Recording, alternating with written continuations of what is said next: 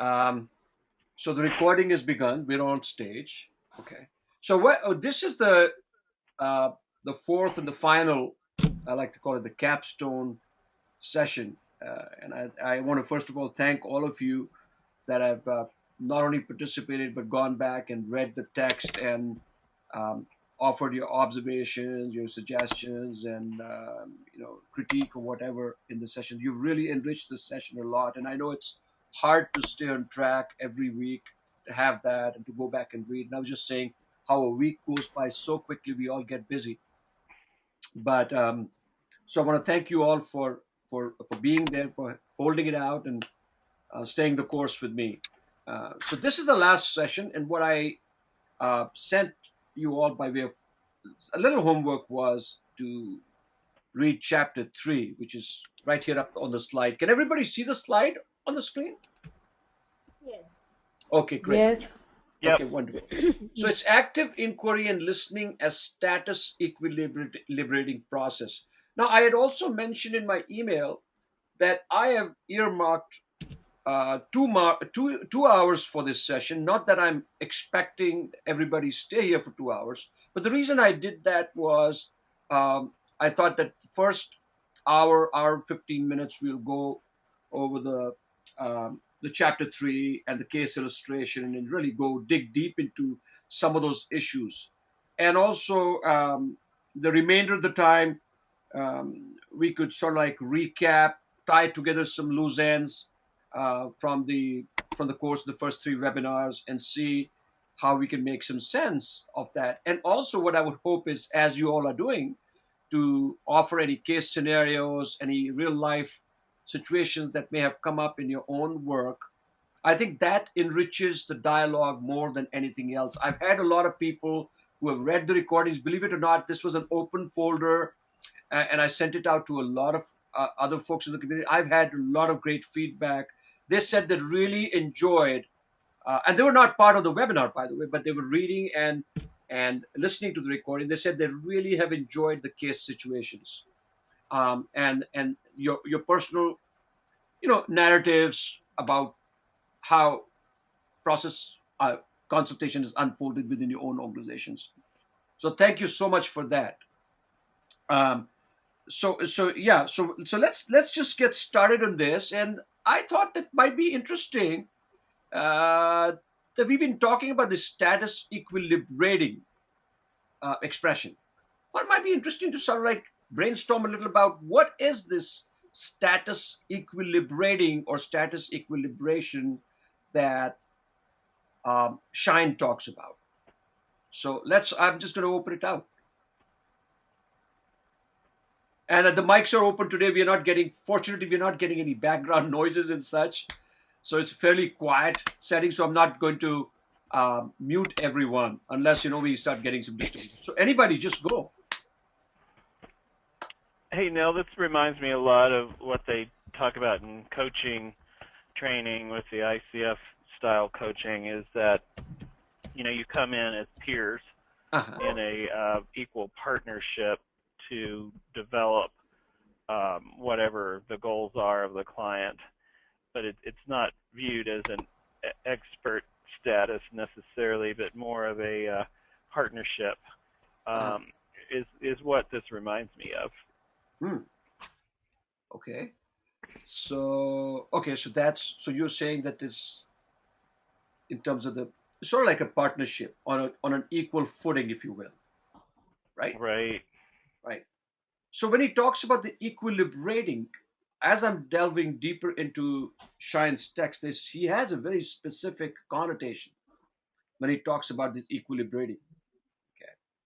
Okay. Anybody else want to just reflect on that? I am, I don't think Shine has said it in this, what I read, but I look at it as equality and liberating. It's, so the equality that develops between the consultant and the client, when there is not, there's no defensiveness, is what Shine says. No defensiveness, no, very open with each other, able to, the client takes on a learner role, and there is it's a very liberating experience for both the Ah, client and the consultant. it is so interesting you say that, Anu, because I had not thought of equilibrating as that liberation, which is so interesting that you really do feel liberated in a Yeah, way. You feel very free and yeah, engaged and yeah, safe when you're in a relationship of yeah, equity. yeah. Because there is just no fear, no defensiveness. Mm, You know, uh, I mean, it's really, really very nice when you can reach that status with your client. very interesting. That is nice. Anybody else wants to take a stab at it? Yeah, this is Vinita here. Anu, I really found what you said is very beautiful. Mm, Yeah. Who's this? Vinita. Hi, Vinita. Yeah, Thanks. hi. Hmm. And yeah, and I went to Wikipedia. I mean, I saw this word for the first time in that sense, and I said, so what does it really mean? And it says it's the process of maintaining equilibrium. Ah. wonderful. And yeah, and it just makes sense, you know. And yeah, I just found, I think I just found this, like, defining it like that itself is very it's like you remember this word and you can get into operating in that manner. Mhm. So, would it be correct to assume that there's a very conscious process on the part of the consultant to strive for an equilibrium there, right? Yes, yes. Okay. And I mean, the more this time, for the first time, I really tried to read your third chapter, Anil, I must admit. Hey, thank you. You know what? I always appreciate honesty. You get a star for it today. So, and I must also say that I have not read the full chapter, but whatever you can take your star back if you like half the star. But whatever I read, I mean, it is so fascinating and so amazing. So when you say it's a conscious process, it's like ways and ways of doing this, like, this whole process. I mean, Right. there are so many nuances. Oh yes. Oh yes. Shipra, what do you have to say to that?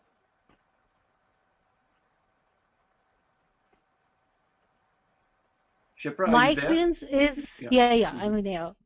I had put myself on a mute. There's a lot of background noise at my end. Oh really? So, yeah. Oh boy.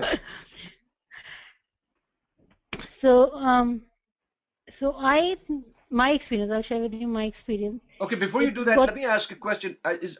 Is anybody else getting background noises? I'm getting a crystal clear. Same Uh, here, no, no, Vinita. no, It's not, fine. no, no, oh, not for you you, meant background for this. environmentally in your where you are. Yeah. Yeah. Ah, I see. Okay, okay, go ahead, please. So, my experience is that once you sit with your client, whether internal or external, Hmm. and you build a relationship, and it takes a lot of time to do that, Hmm. because trusting each other, sharing information, should Hmm. I share this information, not share this information? Hmm. And once you reach that place where you're sharing information without any inhibitions, Right. that makes your status equilibrating. And as Anu said, it is actually very liberating because you're not holding back any information. Uh-huh. Over and above that, there is no personal agenda. Hmm. Everybody is talking for one common goal, and that common goal is to develop an organization. And when various people get together and stakeholders are together and they work towards it, the energies that come together with that workforce makes it all the more good. Not only one learns every day, every minute, but at the same time you see the shifts happening day by day, month by month. And for me, it's like bringing up a child. So Hmm. I equate it with that you bring up a child and you bring the child to an adult and you leave the organization where it has become an adult and is ready to move on in life. Wow, that's a good analogy. Hmm. Terrific. So, and let's just take a look at the second point. He talks a lot about listening. So if you look at the header, it says active inquiry and listening as status equilibrating process. So really the focus is not only on the status equilibrating process, but active inquiry and listening as two tools toward that process building. Um, and years ago, I can't seem to remember who wrote this, but it was a very famous line. It really has a lot of profundity in it. It says, "Communication is the response you get." Okay. So if you really think about that statement, how you communicate oftentimes is often it sets the stage for what you're going to get back in response. If I could, I think for me, what Shine is saying here is that active inquiry and listening are the way that you balance out status in the relationship. Yeah. Mm-hmm. And for me, it's a really active, ongoing process. Something like maybe trying to stand in a boat, mm-hmm. versus something that's sort of like set in stone and not active, like transactional analysis, like games people play that are kind of set and Mm-hmm. and they don't change. Mm-hmm. Mm-hmm. Yeah. And as we go a little bit further, we'll see how this plays such a vital role. Hey, Balaji, how are you? Can you hear me, Balaji? Okay, that's fine. Yeah, so this is thank you for making that observation, Stephanie. Yeah, definitely. The way it is a very active, very engaging, very involved process. Even if at times the consultant is stepping back and not saying anything, however, the consultant is always participating through her silence.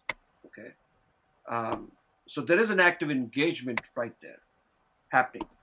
Um, uh, be careful. What Shine suggests is be careful to not take on the power that is offered by a dependent client. Okay. And I want to dwell a little bit on this and see what you guys understand by this. Be careful to not take on the power that is offered by a dependent client or a client with a lower self-esteem. What does he really mean by that?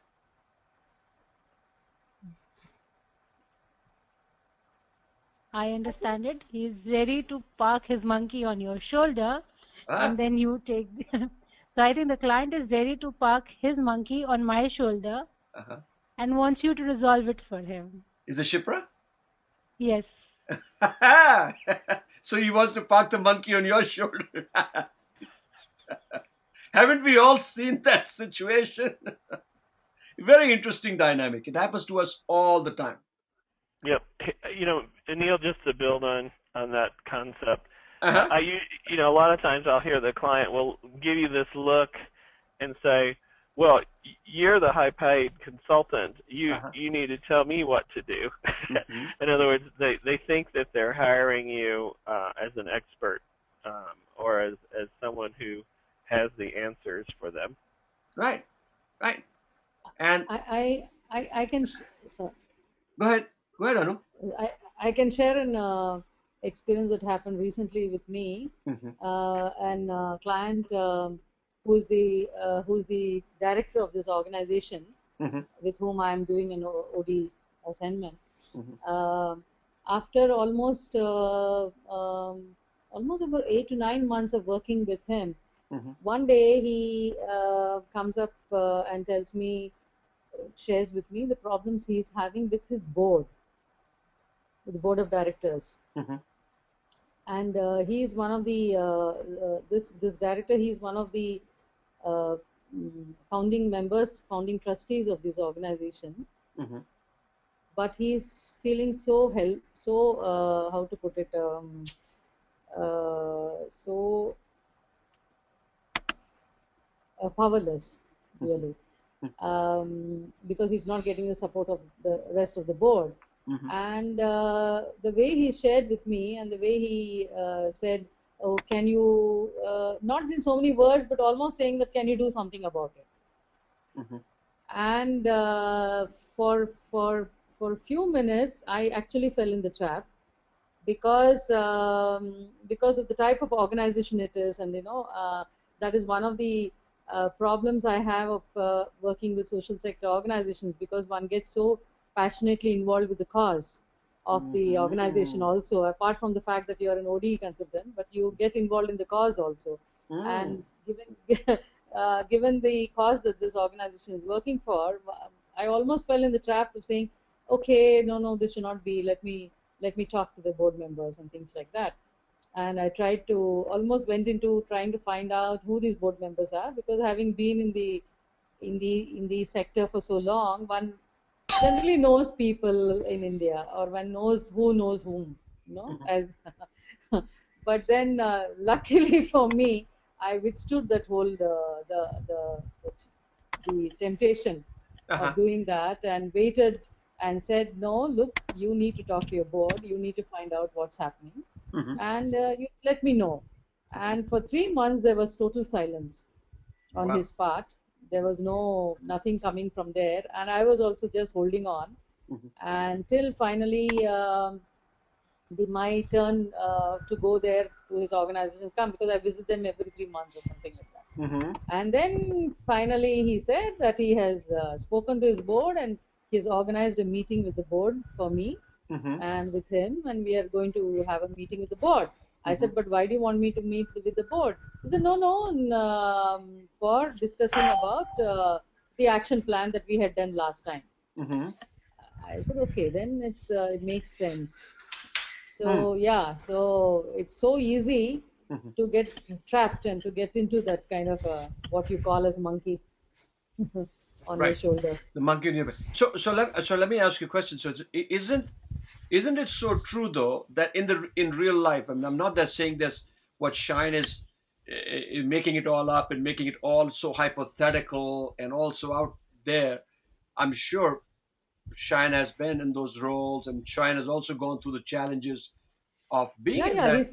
His case says that, Anil. One of the cases he did, he's very clearly saying, he's providing testimony to him. I mean, he's saying he's also getting sucked into that situation. Yeah, absolutely. When you want to be the rescuer, right? Yes. You want to rescue them. You want to make sure that they are all happy. Everybody goes home happy that day. Because you also, on the one hand, you're looking at that. On the other hand, you're looking at, oh my goodness, I'm being paid by these people. Yeah, but the minute I take on the challenge of becoming the rescuer, then it becomes an unequilibrating process. Absolutely. And that is perhaps the hardest part, to stay in that, and I call it staying in that negative space of not knowing what's going to come next, and be comfortable with being comfortable with your own ignorance. That I don't know anything about this situation, or know little about this situation. How can I make it my story? It is really their story, right? Correct. So so this is a very relevant point there. And the client will look at you and sometimes give you a blank stare after asking you a few questions, and they're looking at you expectantly, like that little innocent child looking at the mom for help, right? Please help me out. Or as Shine says in his text, that sometimes because of I think he uses an expression, the top-downness, or some word he's used, and it'll come in the next slide. When there's an inequity there, and you jump in too soon as the process consultant to fix that, the client looks at you as though, oh, you've hijacked the whole process from him now. Okay. So I really wanted to. So he's then he won't own the process at all. Because on the one hand, you said to them, oh, this is going to be a mutual mutually agreeable process. We're all going to be working together. And the other end, you hijack it suddenly, make it all about your interventions. Okay, the client feels very, it's a very, it is very quandary for the client because okay, what am I hearing here?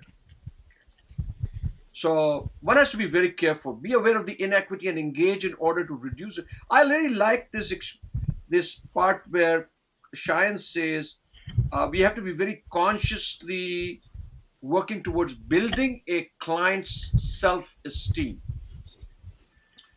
How might we be able to build a client's self-esteem is the question. Hi, Neil. It's Pam Palenque North. Sorry, I'm late. I had to be joining. In response to your question, one of the things I noted in Shine's, or I think I remember from Shine's discussion of this, is one way to build confidence is to acknowledge and to verify the client's experience. Mm-hmm. So I think to build the confidence is, and part of it, I think I remember Dr. Donald Klein, who I worked with NTL and other places, but the power of the active listening, confirming of that person's experience as being real to them, and in fact then that part of the reality, right, I think is very supportive. Right. Yeah, thank you for sharing that. And you know what? I don't know if all of you heard that our very beloved Dr. Charlie Seashore passed away. Okay. Oh. Yeah. Charlie Seashore died. He was in his health was failing. I think it's about 3 weeks ago, right, Terry? Around 3 weeks ago. Yeah, that's right. And also Edie Seashore. Yeah. Actually, Can you believe it? The first memorial that they were having for Charlie, in which Edie was present. After that first session, believe it or not, she went back home and said to her daughters that she was feeling some discomfort in her chest and she wanted to rest. And they took her to the hospital and she died. Yes, that's right. Close on the heels of this is what you call a real, true partnership that lasted for, oh my God, decades and decades. They were probably together for more than 50 years. Yeah, they were known as a dynamic duo. Yes. In the world of behavioral science. I had the privilege and the honor to be part of their systems intensive they were doing as part of my doctorate work, and they were doing it in Virginia when they were both present. And I will tell you, when I look at this, building a client's self-esteem and building a client's confidence, there could not have been a better master at doing that than Charlie. I agree totally. You asked Charlie the question, and Charlie would look at you with a little bit of a smile and not say anything at that moment. And the client would be puzzled. Why is Charlie not saying anything? But he could carry off. Charlie could carry off a lot of stuff, right? That it's not possible for all of us to do. Right. His humor was just a very powerful force of intervention. Oh, his humor was. Was. But you know what, Pam? His humor was never brash. It was never disrespectful. Yes, very good point. Right. In other words, he would not smirk, and he would not frown, and he would not give you those looks. Right. It would be a very inviting humor, right? Right. And once again, raising the client's self-esteem. So I thought I'd mention that. What a loss to the OD world, these stalwarts to go together within a week of each other. My God, that was so sad. Okay, so let's move on to the next slide. Okay, if I can. Let's see, just 1 second here. Okay, yeah. So components of the active inquiry. So Pam, you joined a little bit late, but he was talking about the power of listening and active inquiry toward creating an equilibrating process, a status equilibrating process, right? Yes. And so he talks about different modes of active inquiry. and of course, we've been saying this in prior webinars too, empower the client to tell the story in her own words. He makes that very emphatic in his text. Have them say it in their own words. Right, folks? Absolutely. Yeah. Yes, yes. Yeah, does anybody want to say why it's so important for the client to say it in her own words? Why is it not okay for the client to say, hey, here's a narrative of what's happening, here is a presenting problem, go ahead and do it? I mean, she's saying it in her own words, right? So what is the connotation behind saying it in her own words?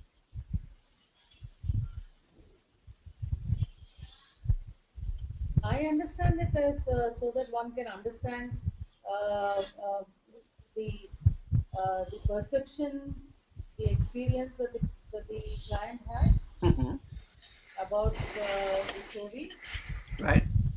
and that you don't put words in her mouth, or you don't ask leading questions. Right. So what would be the difference between a client writing to the PC and saying, look, here is our situation, here is our story, this is what has happened. All right. So what is it that Ed Shine is talking about here when he says have the client tell the story in her own words? You're asking the difference between telling it and writing? That's what you're asking? No. I'm saying, what is he meaning when he says, say it in her own words? I mean, what is the action behind that? What is he expecting the client to do when he says, say it in her own words? And I know a little while ago you said it. Yeah, but in her own perception of what the whole issue is, the experience, right? Her perception, her right. her Right. Let's dig a little deeper. And you had already mentioned that word, but I'm going to give it to the others. Let's see what others have to say about this. Sure. Yeah. So, folks, anybody, what does he mean by saying it in our own words?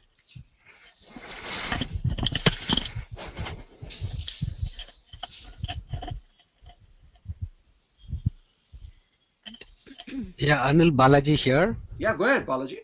Yeah, thank you. I think what that indicates is that when the client is given the space to say her story in her own words, the self-esteem of the client is built. And by allowing the client to say it in her own words, I'm reflecting back to the client that your story is real.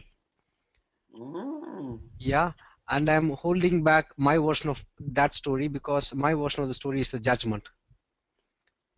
Did everybody hear that? Yeah. What a powerful observation, Balaji. Thanks, Sunil. Yeah, because here the important thing is not telling the story as in verbalizing the story, as in talking the story or writing the story. It's about the client sharing her experiences with the process consultant, which then raises her own confidence. And in effect, what it's doing is she is in the process starting to take ownership of her own story. It's no longer about the process consultant's speculation or judgments or conjecture about what's happening. She's saying, you know what? This is what's happening in our organization. And she can only tell, and by the way, client Shine mentions she'll only be able to say that once she feels a level of safety in the relationship. Or they'll give you some other story, which is really not that story, her own story. Own story as in the story that's happening within that organization.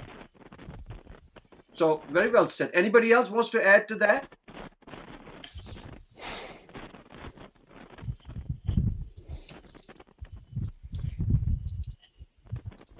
Okay, I guess not. So then he talks about gathering the information very objectively. I mean, why is it so important to gather information objectively?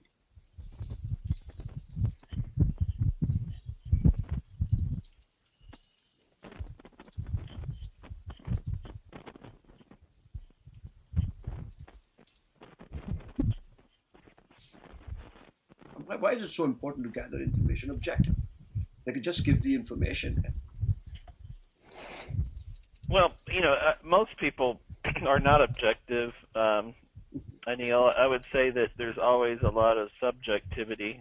It's kind of the nature of story, is that it's all about our perspective. Yes. So it's helpful, I think, to find out, are there any objective data that exist, so that one might be able to look at new perspectives. Maybe the client has a completely skewed perspective that no one else has in the company, and that's very possible.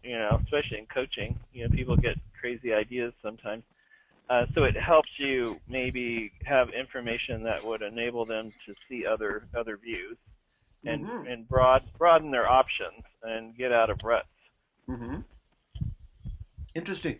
And there was a reason why I added the next bullet point. If you look at that, I added it from my own experiences of having done some psychoanalytic work when they talk about ego-oriented and object-oriented questions. So when I say steer away from asking ego-oriented questions that might make the client defensive. Does anybody want to take a stab at what might be an ego-oriented question versus an object-oriented question?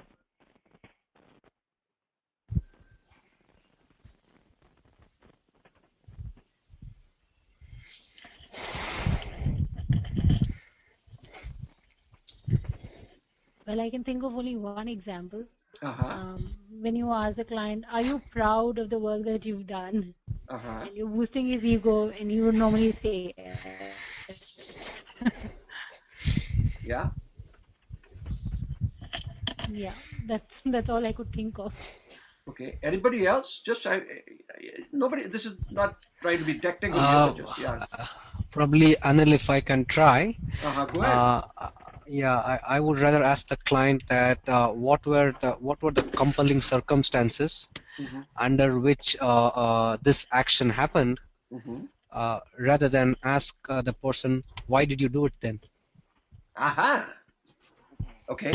So an object-oriented question typically does not evoke defensiveness. Okay. Whereas the same question asked in a different manner can evoke a tremendous amount of disrespect. Client can feel disrespected, client can feel very slighted, client can feel very brushed off. I'll give you an example of a habitual latecomer to a meeting. Okay, we've all had our share of people that come into meetings late.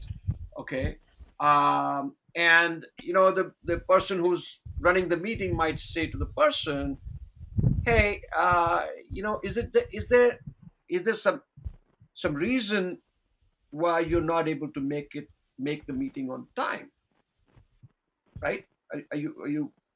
Is there some challenging situation for you in the mornings to make it at 8:30 in the morning, versus saying, what I notice is you're always coming in late and disrupting our session.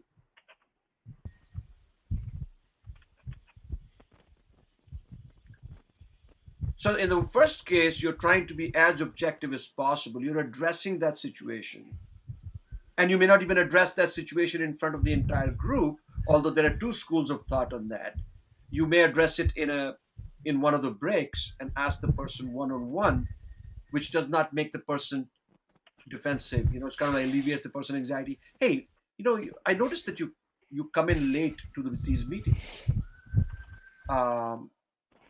Is there anything that are you experiencing some difficulty or getting there and all that? And people feel very slighted when the same questions are asked in front of their peers.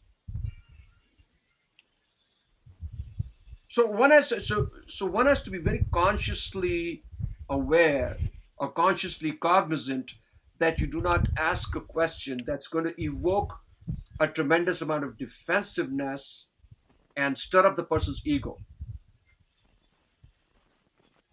Because the moment the defensiveness starts to come in, the relationship is getting off balance anyway. Okay. And then Shine is talking about involving the client in the process of diagnosis and action. Allow her to take ownership. So we've just talked about allowing the person to take ownership. But let's discuss this process of diagnosis and action. He spends Shine in his text has spent some time talking about this process of diagnosis and action. What does that mean really to you all? Diagnosis and action.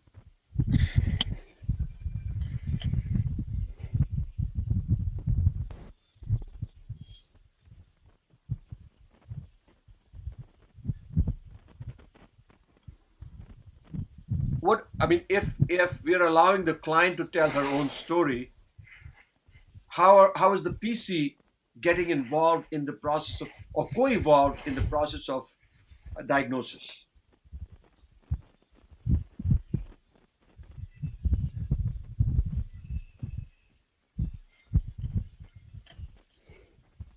Anil, Vinita has said Maya, if you see. Oh, I'm sorry, I didn't know. I was looking at the slide there. Okay, go ahead, Vinita, please. Hang on. Go ahead. Yeah. So thank you. Thank you, Anu, for reminding me.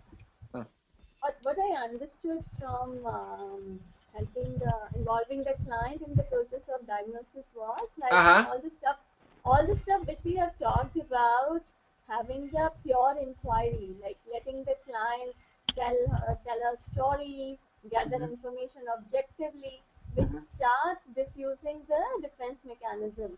And client is able to say the real story. And the more the client is real, the process of diagnosis starts happening organically with the client.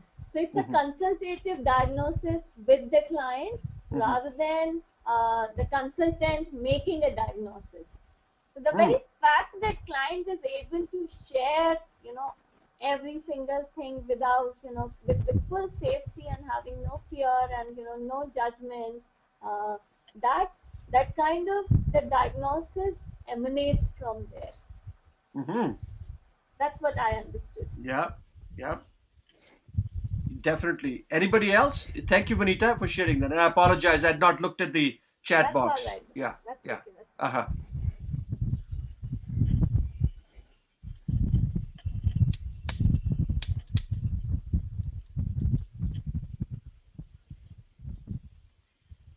I mean, this is a very critical point, the process of diagnosis, because in this stage of diagnosis, you're both you and the client are determining what is the presenting problem, not the problem that has been then necessarily manifest out there. There may be a problem hidden underneath a problem. And I think somewhere in the text, Shine does make a mention that if you jump in too quickly into identifying the problem, the real problem remains obscure.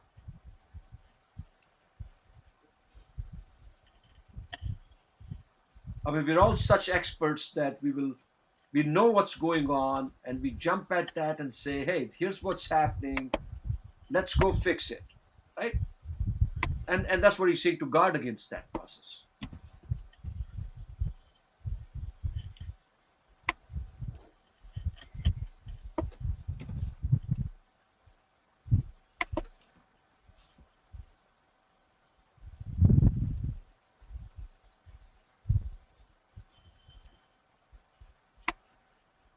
Anyone?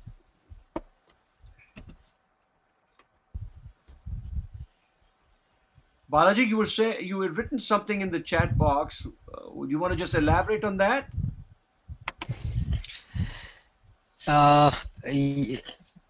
Yeah, so so what I thought, I just written it there. The thing Because is that you brought all this state of the art from Australia, so share it with us now. yeah, it's basically I think the key is to flow with the client. Uh-huh. Rather than try to play the role of a dam and saying that okay, you hold this here, you put that, you move this way, or no, not attempting to alter the course of the client's flow. Mm-hmm. Yeah, go with the flow. However, as you move on in an iterative way, provide that reflection to the client so that the client starts reframing what possibly is a very rut story, or a kind of a very negative downward spiral story, uh, uh, and slowly kind of reflect it back into a reverse story, meaning a positive story, a story of opportunities. Uh-huh. Interesting points, Balaji. You're on the roll today. So you're talking about a very important expression called reframing. Let's open Yes. this out to the group. What do you understand by reframing and pausing and reflecting at different checkpoints, and then developing or allowing a story to develop? What is the meaning of reframing as it comes to you?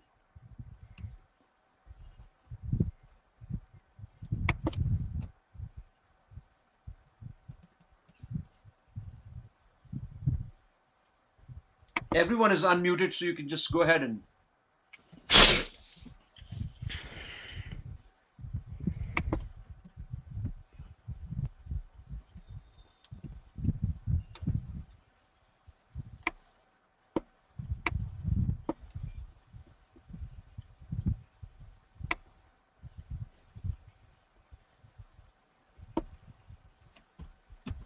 Are we are we talking of reframing Yeah. as a process of helping the client take ownership?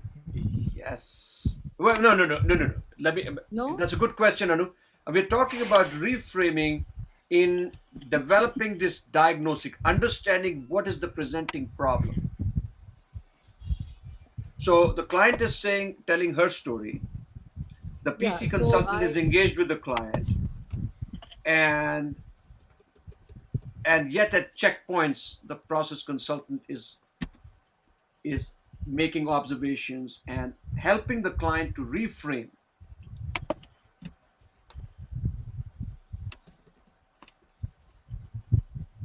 I guess a process of distillation, I guess, yeah. Yeah, let me take a guess. Would it mean we putting across to the client what you've understood so far of what she has shared with you, so that there is a common understanding between the two of you? Well, sure. Would that be reframing? Yeah, and helping her to construct it in such a way that it is taking into account not only the way she's perceiving things to be, but also taking into account some of the observations that the client is making. Yeah. Okay. And here is he walks a very fine line, he's saying there, because he does not want to come across as telling her, this is what I see is happening. He's saying, this is what I'm hearing. Yeah. Okay. Yeah, that's it. Yeah. And so reframing, what Balaji is saying is to reflect with the client along the and to develop this whole situation here, to develop a process whereby then at the end you're saying, okay, it does seem to be we're both in agreement that this seems to be the pressing problem that we are facing, right? So what might have started out as a very raw, scattered, disconnected thoughts get distilled into something much finer out of that, right? Yeah. Yes. Right, Balaji, is that what you were trying to say in manner? Yes. When the client is coming with full of emotions about about what they are saying, they probably come, as you said, in pieces. Okay, but however, when we wear a consultant hat and then we try to immediately put them in a certain kind of box them. At that time we take the power away from the client. Yes. So yeah, it's about the client story comes in a range of puzzles, right? So Yeah. I allow the client to put those pieces of puzzles in the way she or he wants it. Yeah. And I'm not going to tell them, okay, no, this is what I see, but allow them to play with it, allow them to roll it around. You keep reflecting with the client until the client actually puts it together in your own way. Yeah. So you're constructing, you sort of like, it's like almost like building blocks, right? Yes. You put the small little pieces together and you're co-creating something. And at the same time, it's never your story. It is actually always the facts and data are from the organization. Yes. And that is the part that Shine hones in on. He says it is not about his own feelings of what is happening. So you have to guard against that, guard against your projections coming there into the entire process. Okay. Having said that, Anil, Anil, I think as a consultant, I would not like to discount my feelings, but actually offer that feelings also as data to the client, allowing them to examine, saying that, okay, this story, this behavior evokes this feelings in me. What would you like to make out of it? Okay. Good point. So I wouldn't like to completely discount my own feelings and emotions in that.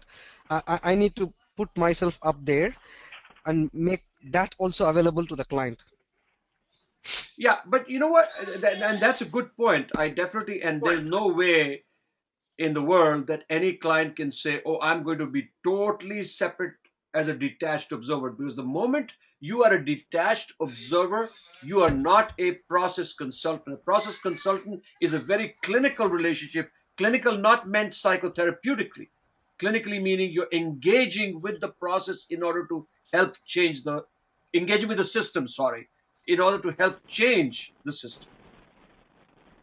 So you are engaging very intimately with the system. You're not standing apart. So Balaji, you make a good point. But what I think I hear Shine say is, I can have feelings. I can share those thoughts with the client, but I don't want the client to feel that as the expert, I'm making, because here's the danger, Balaji. If a person with like a stalwart like Shine says to a system that I'm feeling this, the client may jump at that, says, yeah, you know what, Dr. Shine, you're right. This is what's happening. Okay. So he has, and I think as we become more and more experienced, not become more experts, but become more experienced, more adept, more capable of understanding these situations, we also, in a way, the downside is that we are seen as these so-called gurus coming in, into the organization. So you have to be, it's a very fine line. I'm totally in agreement with you. I'm not disagreeing with you. I'm just saying we have to be very careful that what you are suggesting as a feeling, your feeling, the client does not jump at and say, oh, you know what, you're absolutely right. Okay. So you can use it as a process of reflection and conversation. Yes. But have to be conscious that the client is not embracing that and making it his own. Sure. Stay away from contaminating the client story with my feelings. You got that. You see, you answered your own question. Okay. That's good. Excellent. So let's move on to the next part, the strategic and tactical goals.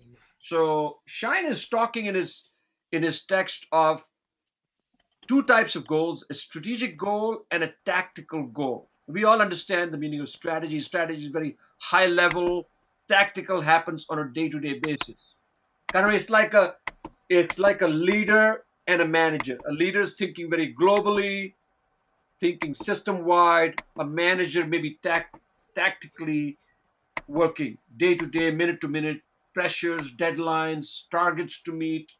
Okay, so can anybody reflect on that and say, he talks about the strategic focus, of course, is to create status equilibrium. He's saying, yes, so we all understand that the high level goal is to create that equilibrium, so that there is no differential in the power, the way the power is distributed. Not the power, the influence is distributed or whatever. Uh, but what else is some of the tactical? Tactical is the more important to me.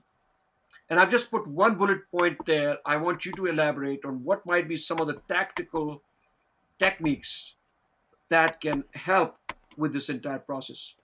I've just put there, ask questions that prompt the client to tell the story in our own words, which we are repeating. Unless the story is revealed, there will be little or no buy-in. So what might the process consultant say or do or ask? What kind of questions can the tactical questions can be asked by the process consultant, which help the client move forward into the process? Anyone? I think it is asking more of reality questions. It's like, what's happening? What do you see? Say more. Is there anything else that you want to say? It's just basically exploring. Right in the beginning, when they used the word the pure inquiry, so the questions of those kinds, like what's basically saying what's up. Yeah. Let me go to the next slide. That's a good question. That's a good observation. So types of active inquiry. So go ahead, finish your thought, Vanita. Yeah. I think I was just saying that the questions which are not directive, and like the second point which says the consultant starts doing, which comes sometimes very naturally, the skills which we have about exploratory and diagnostic questions or concentration and all of that. Mm-hmm. It's really like just being silent and basically let the client say that what is it that they are seeing around them happening. Mm-hmm. Mm-hmm. It is not colored by any thought. I think that's what it means by the pure inquiry.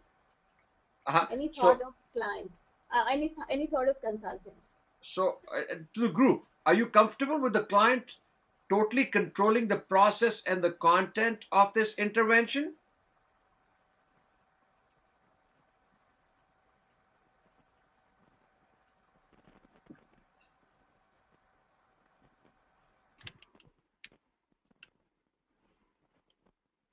Comfortable means what, Anil?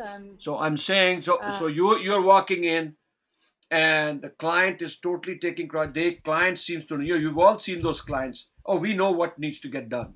Okay. You are coming into the consultant role. I've been in this company for 25 years. I know the inner workings of this company. I know the process. I know what the real meat of the problem is, what the issues are, and I'm taking ownership of that. I'll ask you questions if need be. Okay, you stay in your role. So you're looking at it. You're listening very empathically, very objectively, understanding what's going on, and that's a pure inquiry, according to Shine. When the client is controlling the process and the content. Question is, Anu, would you be okay with that? Yeah, but I think what Shine also says is that is the first stage of the relationship building with the consultant. The first stage of the diagnosis process. Yeah. So that is the first stage. First stage. So you could be, if you say you walk into a client situation, you've just read the entire Shine textbook back to back, cover to cover, and you say, wow, this is great. This is what Shine is saying. Hey, client should take control of the entire process and content, right? But you're absolutely right, Anu. That's not entire process and content, but it is just the starting process of building relationship. Building a relationship. So that is the first step. You'll see that. So he's saying that these steps can happen. If you notice, if you read in the text, he says any number of things could be happening concurrently at the same time. Yeah. Okay, so it's not as though it's going to go for pure inquiry, then become an exploratory dialogue. It's not a linear approach. No, not at all. Not at all. Yeah. But at the same time, he also doesn't say that this is the only the client controls the whole process and content. Correct. So, and then he goes into a more exploratory and diagnostic inquiry. The process consultant begins to take an active role in managing the process with the client. So, Anu, what might be that role? What might the role look like to you? I don't know.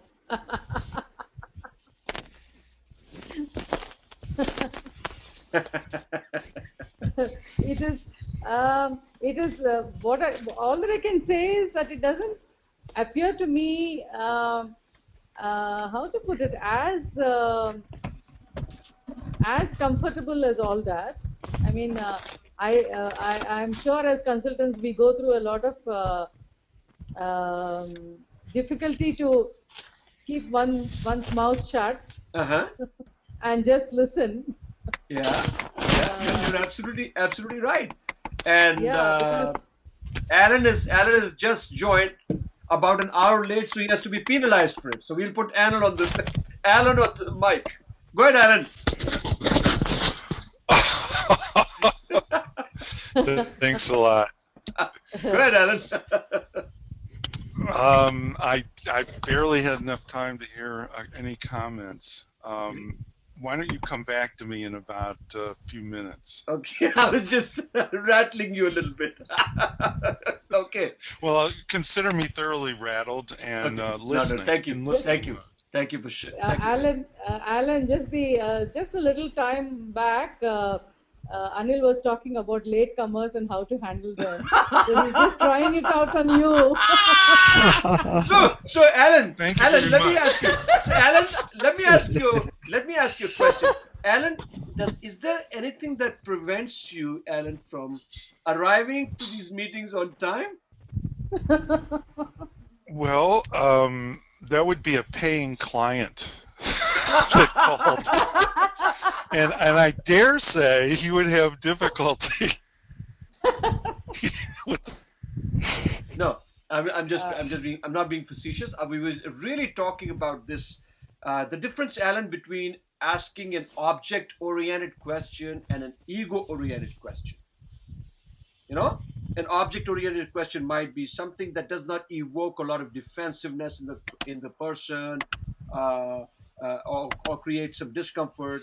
I might ask, hey, you know what? I might take you separately and say, hey, listen, Alan, is there something that really do you find it a challenge to come into the meetings on time? And you might say, you know what? I get caught up. I've got to take care of the kids or whatever. Or versus if I say, hey, you're always coming late. You know what I'm saying? So you see the difference between an object-oriented question and an ego-oriented question. And so really, Ed Schein has talked about make your inquiries as objective as possible, gather data as objectively as possible. So we were not making you the guinea pig here. Okay, so it really was a discussion there. All right. So so the pure inquiry, and then we talked about exploratory and diagnostic inquiry. PC begins to take an active role in managing. And then let's talk about the third one, confrontative inquiry. So what is this confrontive inquiry?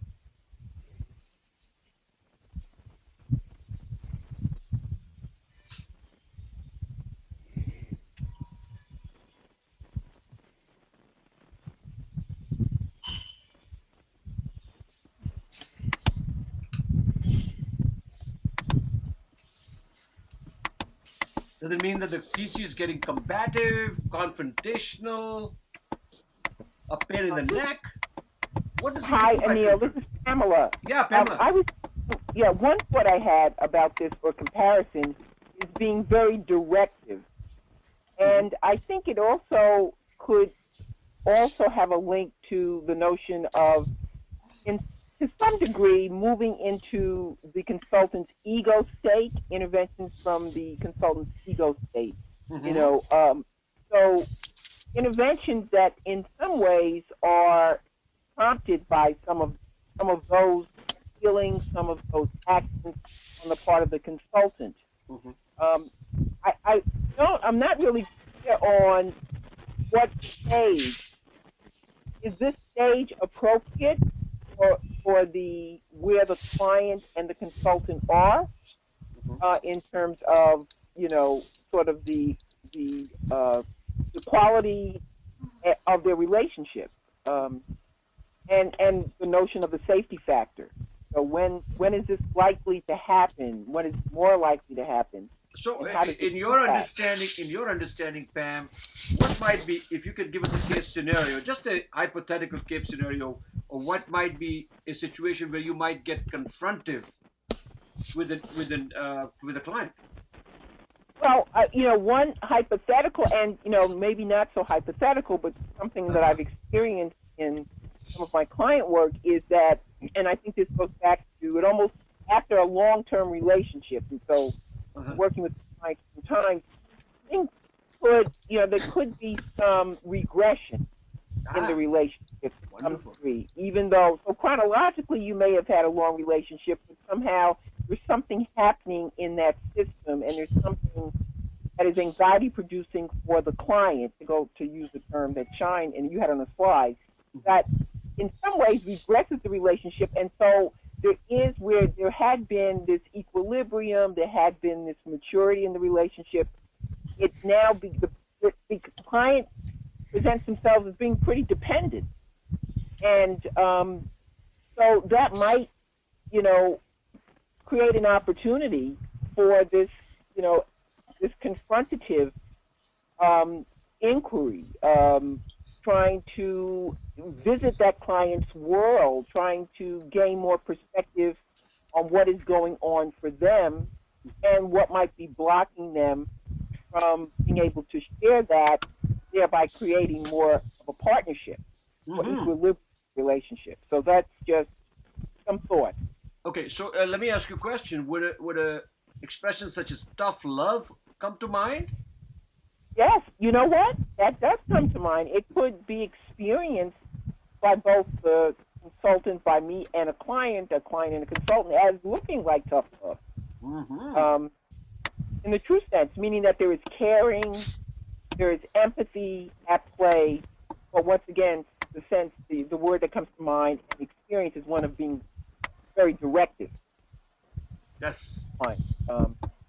Which could be injurious to some other goals you're trying to reach there. Absolutely. And you know what? And I happen to think that the work that you've put in, the trust building that you've done with this client, will go a long way toward building that process, or to coming to that bridge, if you will. Okay? Right. Because on the one side, you stand very safe, very objective, very everything. On the other hand, you know, as you start to cross the bridge and the client starts to come toward you also, then there could be moments of, not to use the word friction, but the moment of combativeness can be there, objectively. That's right. And certainly tension. And it could be a healthy tension. Sorry, that's the word I was looking for. I was looking for the word tension. Tension. Necessary tension. Because in moments of great tension, okay, if it is managed well, if it doesn't lead into a out-and-out fight, okay, tension can be very creative to the relationship. I agree. So that is my understanding. Anybody else wants to add? Thank you for sharing that, Pam. I appreciate it. You're welcome.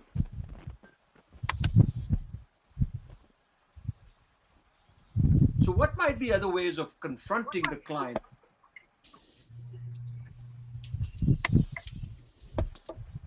Balaji writes, it is like showing the courage to push the envelope. Let's push the boundaries a little bit. Let's get out of our comfort zones.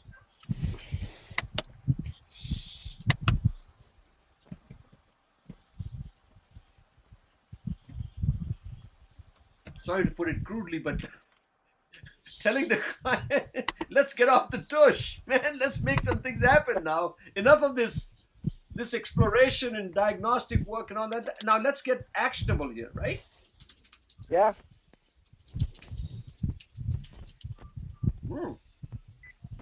Okay. So, Alan, recognition of the tension is a window into the defensive routines, either of the client or PC. That's a good point. Alan, why don't you go ahead and say it? I think I just wrote it. No, just say it. If there is tension, you know, if you're recognizing tension, it's typically going to be a defensiveness. You've hit a nerve. Whatever you're working on is you've hit a button, and it may not be a productive button, or it might be a very productive button.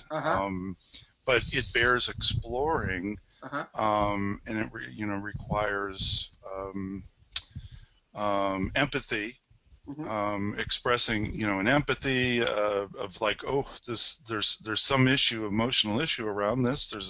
There's a level of awareness, therefore, that is not being. It needs to be brought to the surface if you can safely, because as we know, it's not therapy, but it's something that you want to ask if they want to take a look at that. I would take that approach. This saying something like this seems, if tension occurs around a particular topic, this seems to be a sensitive or important issue to you. Is it something you would want to discuss? Because it also may be evidence that the client is not really ready to go there. And thanks for sharing that. This brings to mind a very, very popular concept. I think it was by Chris Argyris that may have invented that years and years ago, decades ago. He called it the difference between single loop learning and double loop learning, right? The single loop learning organization is an organization where no questions are asked. Okay, this is the way we do things. Either get on the thing or take a hike. Okay, this is the way we do things, right? The classic bureaucratic organization in a defensive routine. This double loop learning is an organization that has evolved from single loop into a double loop, where questions are asked. We feel safe to ask a question. Okay, we feel safe to not only brainstorm, but also really take some direct hits and say, hey, why is it this way? Why can't it be this way? Okay. And the question is, and by the way, Ed Schein, Chris Argyris had a huge role to play in Ed Schein's own development, right, Pam? That's right. Yes. Yeah. Ed Schein and Donald Schoen. Donald Schoen and Chris Argyris had a huge influence on the thinking of Ed Schein. So that's the reason I bring this in, because they have talked a lot about this reflective practitioner, this double loop, single loop learning, the theory X, theory Y, and so if you're working with this system, and the system is locked or deadlocked into a single loop learning type situation culturally, because that's the way it's always been done, then you have to be able to somehow move them into this situation so that the person could feel courageous enough to ask a question. All right. So I think that's the reason I brought that point here. And Alan, no, we are not all muted. You asked me a question if I'm muting everybody. No, everybody's actually unmuted here right now. Can you hear me, Alan? Yes. Okay, and I can hear you. I wasn't referring to you. I just wanted to know if I were to sneeze, would everybody hear it? Ah, okay. You can actually mute yourself when you sneeze.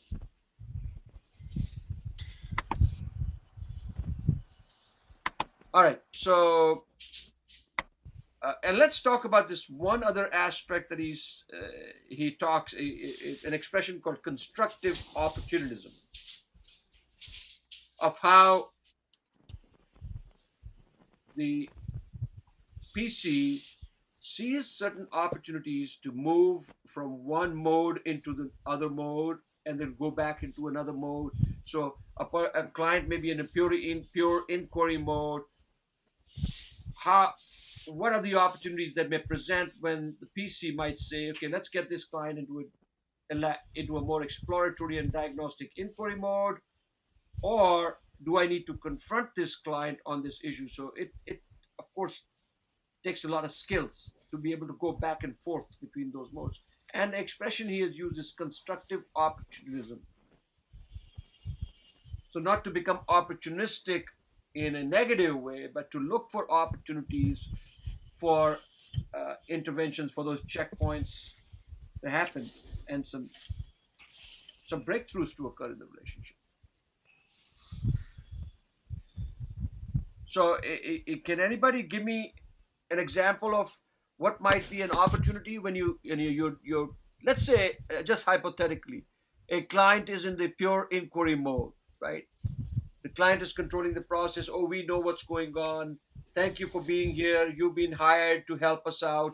We'll let you know where we need help and all that. Just be an observer, be a fly on the wall, and let us know what you're seeing and all. We'll be very interested in your feedback and blah, blah, blah, blah, blah. And they're going on and on in that mode. They're deadlocked in the mode. What might be something as a consultant that you might suddenly see or observe that helps you make a segue between that and, let's say, a more co-creation, exploratory, diagnostic inquiry mode?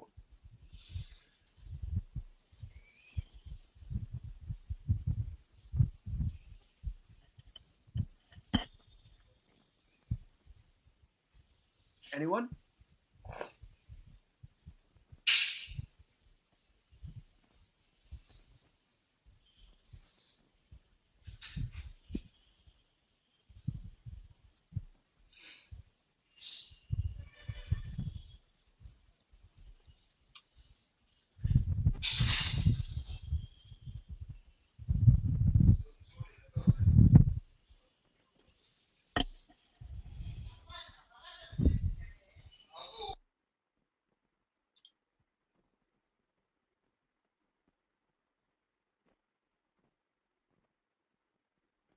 Can you all think of something that might occur in that conversation, in that entire process, that might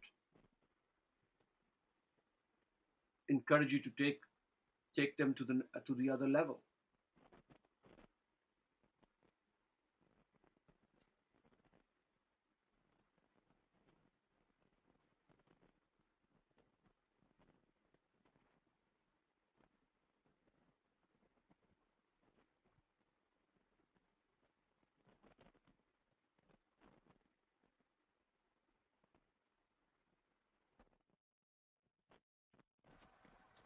So this is Vinita here.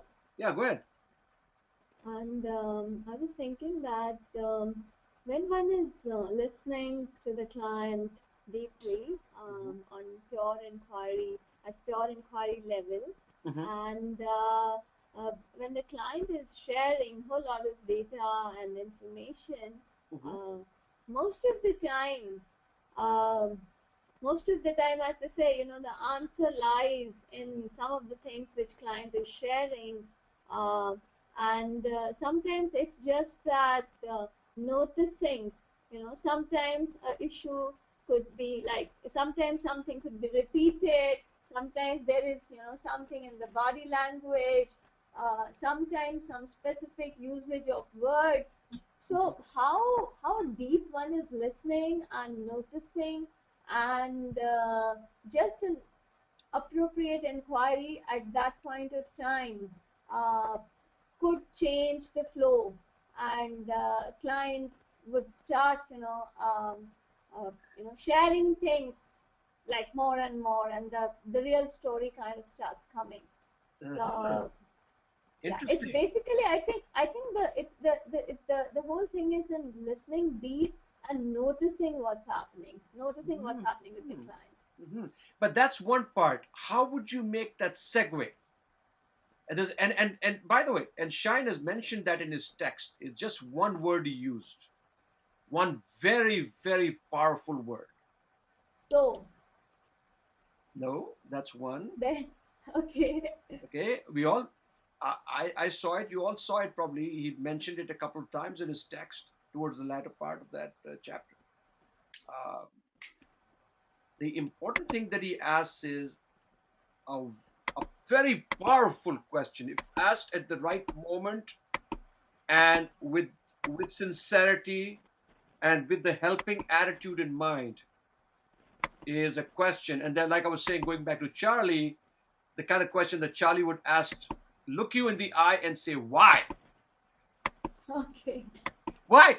So the client is in this mode of, oh, we know what's going on. We control the process. We control the candidate. You're very, and by the way, Vinita, I'm not shortchanging what you said. What you said made a lot of sense, because only if you're listening empathically and objectively, okay, with all your senses, and seeing the paralinguistic cues also, what is happening, the body language and the way they are talking and everything, only then you can find the correct time to ask that question. Sure. You might just stop and say, why? And it is such a powerful question that can bring back, it's not a way of getting back control so much as creating this little bridge. Okay, so you're in this thing, you're talking about we own this content, we own the process, and blah, blah, blah, blah, blah, blah, blah, and all that is good. But I want to, they get to a point where they're saying, okay, this is what we're going to be doing. And you say, why? And then you stop. That question there is, you shut up as the process consultant after asking that question. Because if you offer, after asking the question, if you are also giving the answer, then you're going to have egg in your face. You're bringing back, you're engaging, you're actually finding a moment to enter the conversation, enter the process. But you're entering it not in a threatening way, you're entering it in a very collaborative way. So why do you say that, Jim?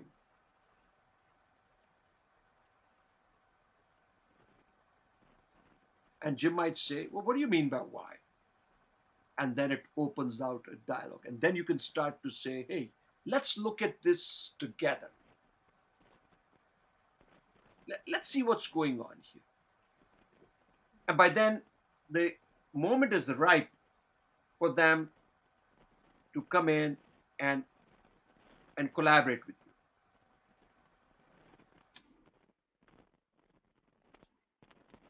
And if you read Shine text, you'll see he uses a number of such interventions, very short, crisp phrases that brings the client back into a very collaborative. In other words, it's also getting their client back into a very objective, because the client could be otherwise rambling, okay, going on and on and on. So bring some objectivity into the process and saying, okay, now let's, to Balaji's point, let's now reframe this. And the moment, Balaji, you say let's reframe, or may I suggest that we reframe this, you are bringing them from the pure inquiry mode into the exploratory and diagnostic inquiry mode. So now the process of co-creation could begin.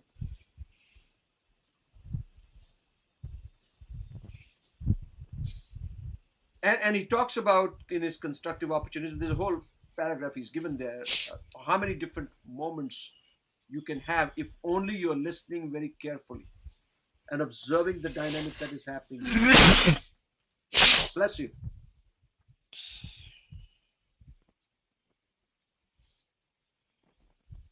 Does anyone have anything to add to that? Maybe this is just one example. Maybe there are other examples you can share with us. What might be an example of somebody that, let's say, in an exploratory, now we are in an exploratory and diagnostic inquiry mode, we are co-creating, we're talking collaboratively, and what might the consultant do in order to get a little confrontational with the client.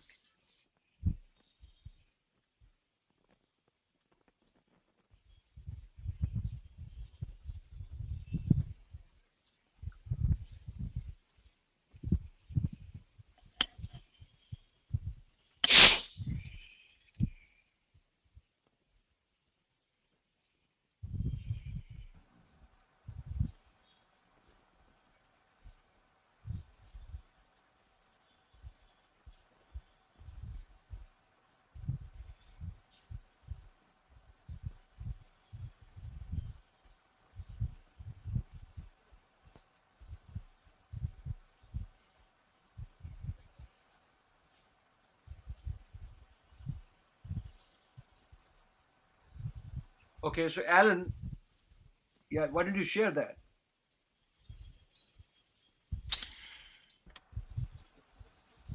Well, if I'm finding resistance or client not wanting really to open up, um, most entrepreneurs or most managers do understand goals. They their work, their roles are often defined by certain goals. So I try to get them to refocus on why am I here? What is the goal of my being here? How can I, sometimes I put it on them is, what do you want from me? Mm-hmm. And sometimes they'll tell me, oh, I just want your feedback. Mm-hmm. Or I want help, and that's when you start hearing, I want help with managing these other people who are not very cooperative. Mm-hmm. Or you start getting some insights into how they're viewing. Mm-hmm. The really important thing is to understand how they're interpreting, how they're seeing their environment. Mm-hmm. What they're attributing the tension or the need for help. So sometimes it's not just like, why are we having this meeting? Why is that meeting set up? Not necessarily why are you doing what you're doing, mm-hmm. but why do you want me here? What are you looking for?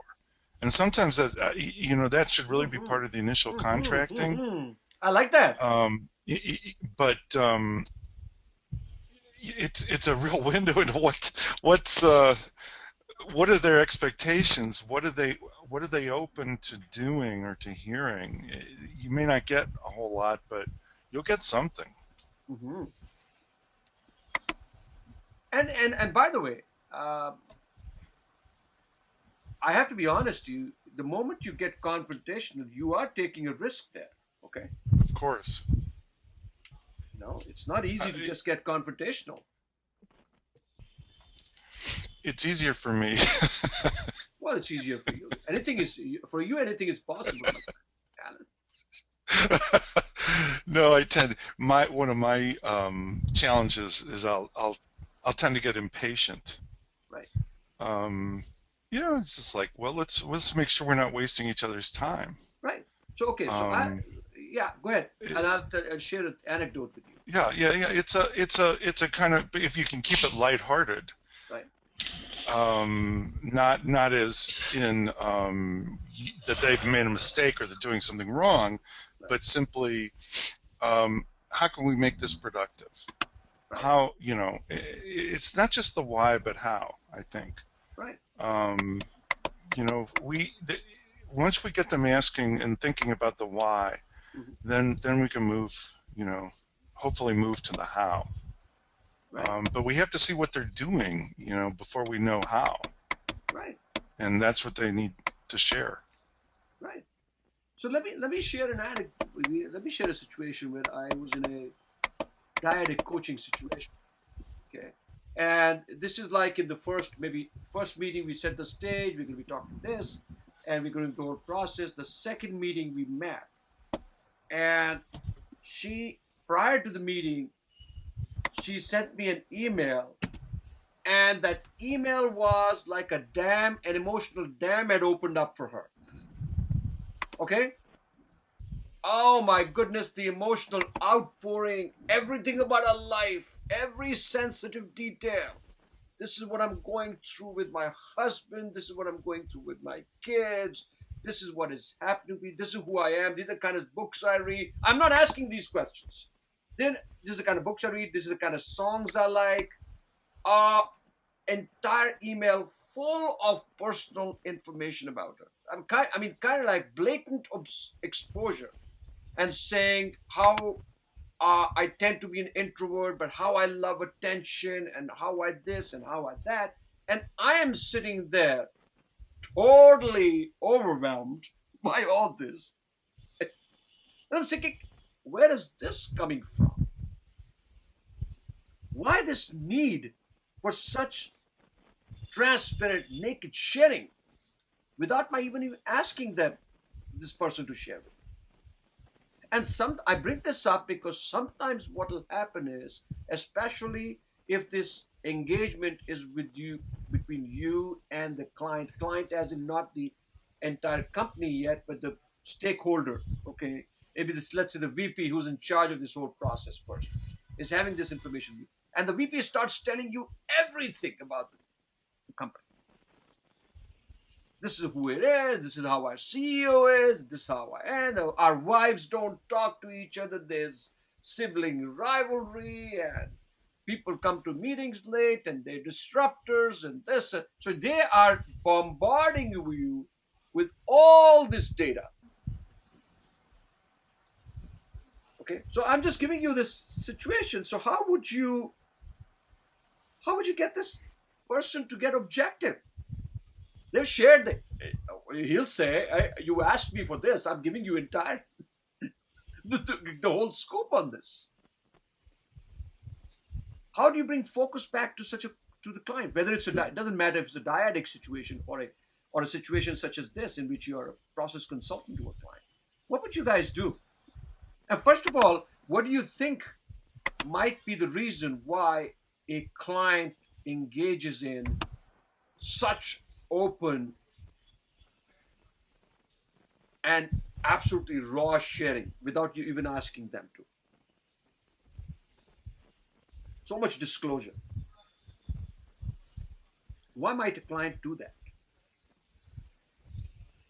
And I know you've got some coaches here who do a lot of coaching. I know Alan does coaching, Balaji does coaching, Terry does coaching. So even Terry, from your standpoint, Steph, you do coaching too. From your standpoint, what might be the reason? And of course, we can never know definitively this is the reason, but what might be a context where this client shares with you just so much? Well, I think there could be a number of things going on, but if they're a life coaching client, yeah, it may be they're just lonely. I mean, it can be that simple. They're actually looking for someone to talk to. Yeah. And or they also, another option may be that they're very nervous about this engagement, and it's nervous chatter, and that may be the way they deal with stress. Or it may be just a lack of boundaries. They may not know exactly what this coaching relationship should look like, and they may have may be assuming that this is what you need to do. So who knows? Any of those things could be happening. I think you'd have to. Like I said, there's no one straightforward answer to that. I bring this up because it's a really live situation for me, and I was overwhelmed. Of course, I could sort of like guess what might be happening, but I didn't say this is what's happening. I had to make a comment that I had to express my feeling. I'm feeling a little overwhelmed because I really have not even asked you for all this information. And you might want to think about what it is that prompted you to engage in so much sharing with so much transparency. On the one hand, and like you said, the person may be very lonely. On the other hand, the person is making sure that she's telling you, oh, I have wonderful marriage, I've got great kids, we have a wonderful business running, I'm happy as a lark. You know, everything. The classic textbook case. Okay. And yet, this total outpouring, if you will. And sometimes it's like a verbal diarrhea, almost, you know.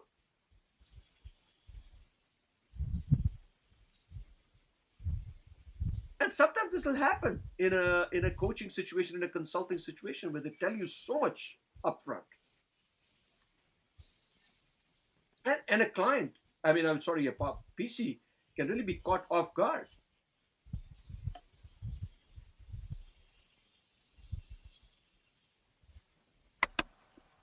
So how might you engage a client? This is to you, Terry. How might you engage this client?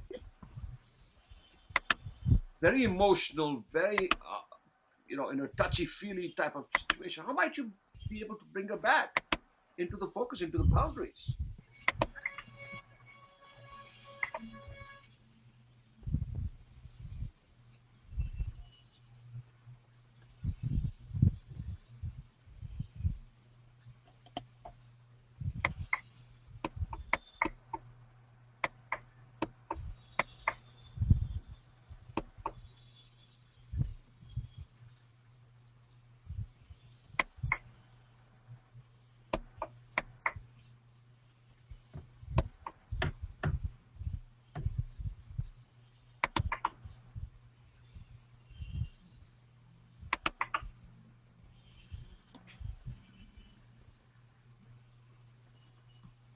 Any ideas, Terry?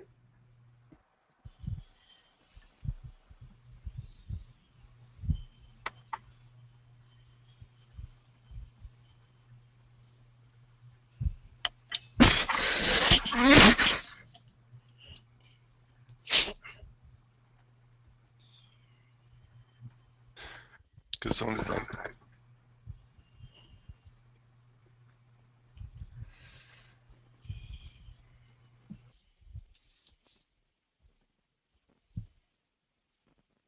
Hi, Neil. Sorry, I had to take a call. I said, man, I was offline there for a minute. This is what happened to PhDs. They start to think too much. No, just multitask. No, that's okay.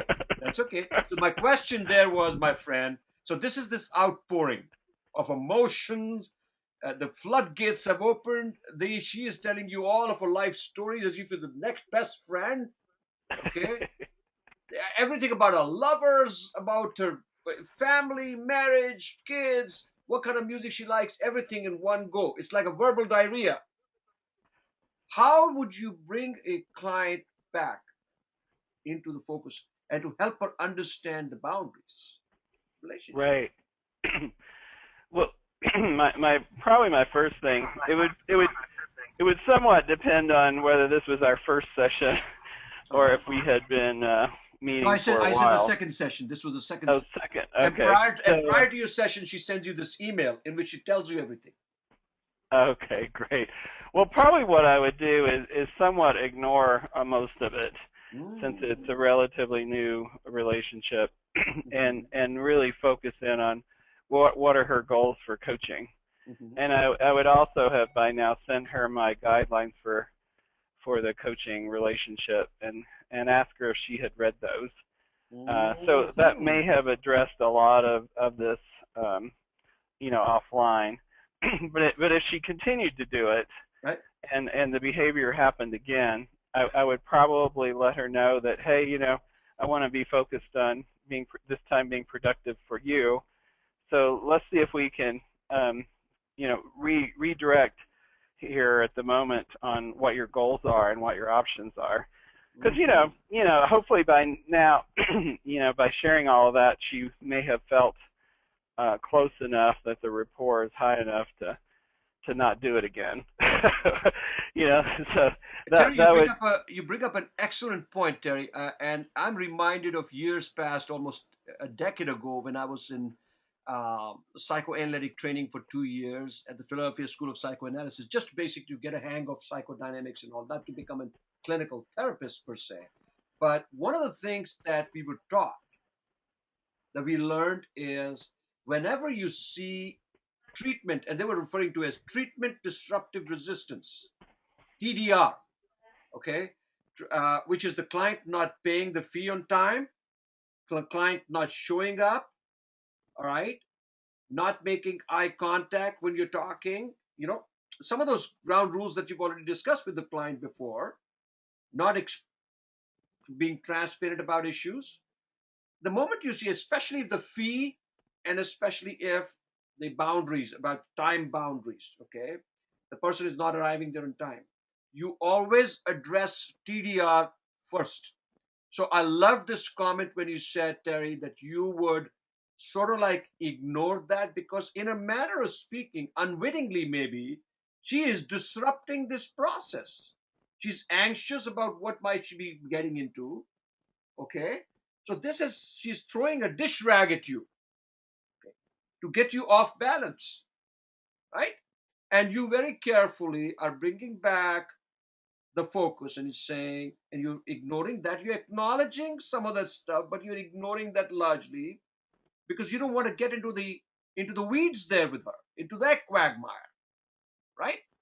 So you ignore that and you bring the focus back by saying, look, I'm here to help you out, and here are some of the boundaries. Send you, like you said, you send her some guidelines on how we'll be working together, etc., etc. So this is a good point. And in this, we may not call it treatment disruptive, but we can call it process disruptive resistance. Anytime you see a process disruptive resistance, you always address it first. Always. You do not let it just slide, because you let it slide and you may not be able to address it. In a situation like this, timing is always the best. Timing is always important. Now, there may be two schools of thought. Do you address it right at that moment? Do you wait? Okay, I'm not saying just at that very second you have to say something, but you have to, within a reasonably short duration, you have to address this issue. Or this issue will fester and this will continue on and on and on. And may continue on and on, even though you bring up with the client the boundaries and whatnot, the guidelines. She may still do it. Okay. Or he may still do it. So I just bring that in. And so this is another example of how, when you're being thrown off balance, right? You're being cut off, and it's really, everything is about the client, and the client is sharing so much of this information without even asking for it. It's very important for the relationship to proceed, to bring back that focus into that, to be objective about it. Because you could easily get caught up in the subjectivity of the process, into her emotions and feelings, and start to really empathize with her. Oh, I understand. I have kids too, and I have a problem too, maritally, and it's so hard and whatnot. And you might think that by empathy you can gain this client's confidence. Yes, you may at that moment, but you'll lose respect, because at the end of the day, why is she there? She's there. And why are you there? You're there to help her out, right? And you're destroying that helping relationship which Ed Schein talks about by not being objective. So thank you for sharing that. Okay. And that brings us to the end of the last slide, and we've got 15 minutes to go. Feel free to share, add, take out any thoughts, any case scenarios you want to talk about, any closing thoughts on how you felt this course helped you, did not help you, what could we do better next time, kind of all this kind of good stuff. It's a free form. All right.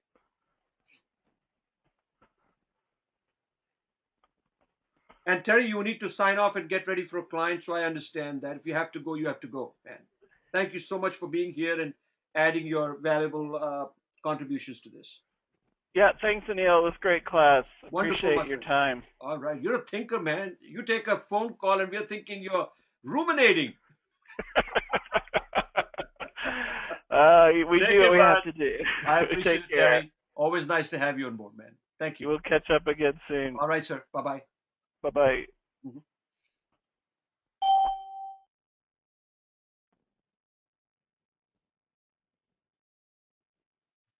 So any thoughts?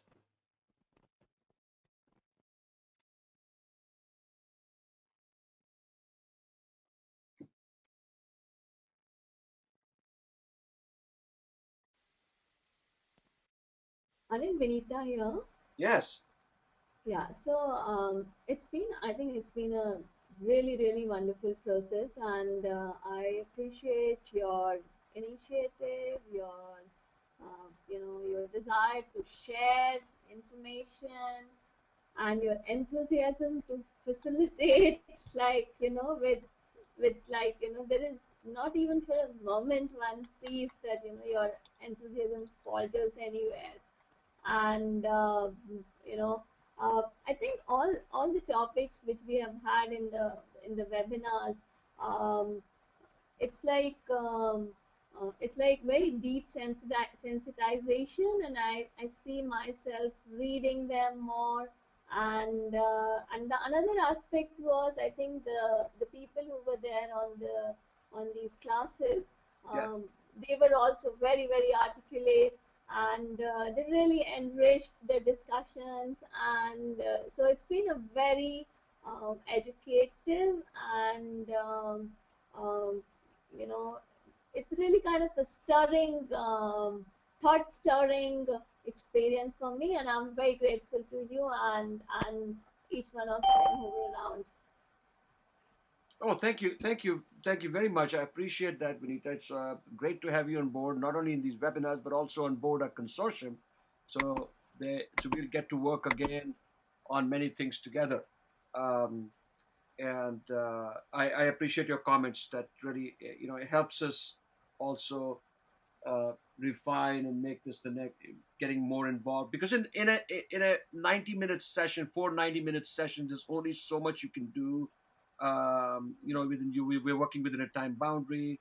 Sometimes technology can be very challenging. Today, I'm so pleased, relatively pleased, that everybody's unmuted and yet we don't have any background noises. We'll see. The proof of the pudding is in the recording. We'll see how the recording turns out, but I think it'll be turning out pretty good.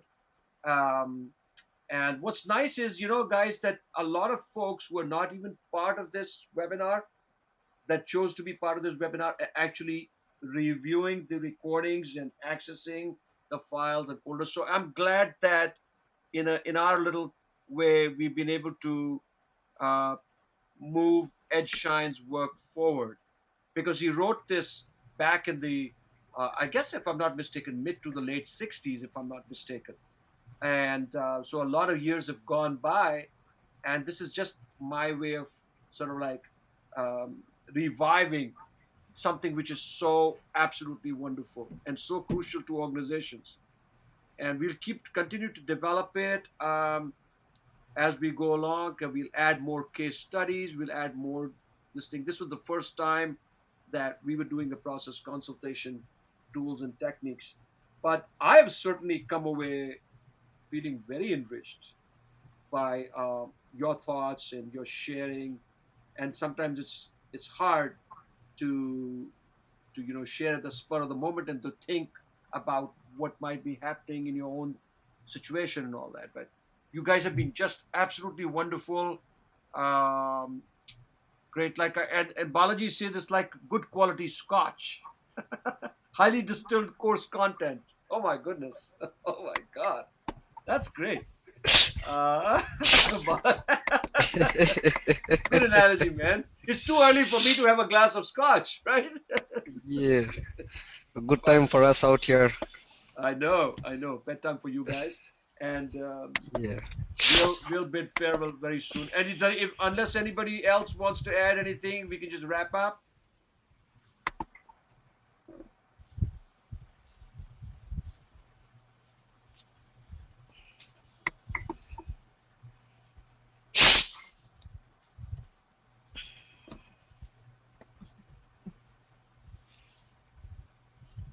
Okay.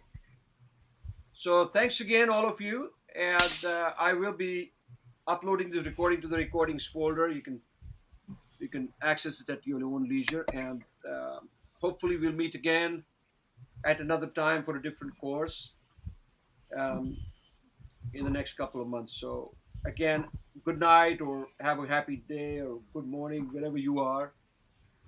And once again, I feel I'm very, very grateful to you for having spent your time in the last 4 weeks, okay, being with us together. So take care, Thanks, guys. Anil. Bye. Thank you so much. Thanks, Bye, thanks, Bye. Anil. everyone. Good. Take care. Bye. See ya. Thank you. Bye bye. Okay, bye-bye. So long, everybody. All right, take care.